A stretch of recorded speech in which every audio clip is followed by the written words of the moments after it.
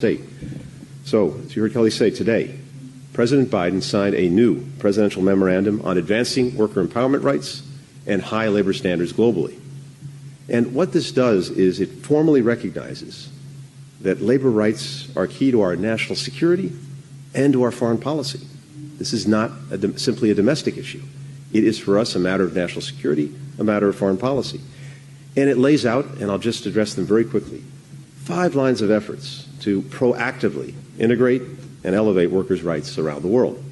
First, we will engage governments, workers, labor organizations, trade unions, civil society, and the private sector around the world to protect and promote respect for internationally recognized labor rights. That means, for instance, that all of our ambassadors, all of the folks running our embassies around the world will engage with workers, with unions, so that their voices are reflected in everything that we do. Second,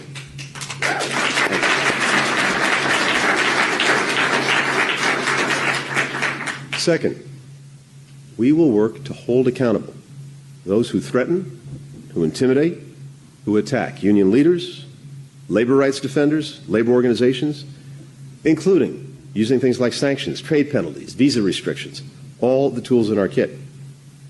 We want to be there for people like Kalpona Adkar, a Bangladeshi garment worker, an activist, who says that she is alive today because the U.S. Embassy advocated on her behalf. When we use our voice, when we use our advocacy around the world, we can make a concrete difference in making sure that those who are trying to advance labor rights are protected and defended.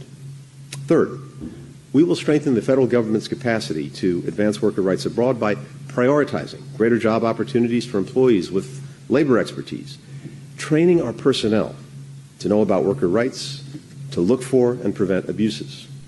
Fourth, we will work with governments and multilateral institutions like the United Nations, the G20, to promote labor rights and standards. This will be part of the work that we do in these international organizations where so many of the rules are set. It happens in windowless rooms around the world, but it's important. The standards, the norms, the rights that are established, these have a profound effect around the world. We're going to be in there making sure that we're advocating for labor. Finally, we will step up our due diligence and enforcement to ensure that our own trade agreements, supply chains, protect workers, and that we're not importing goods made with forced labor.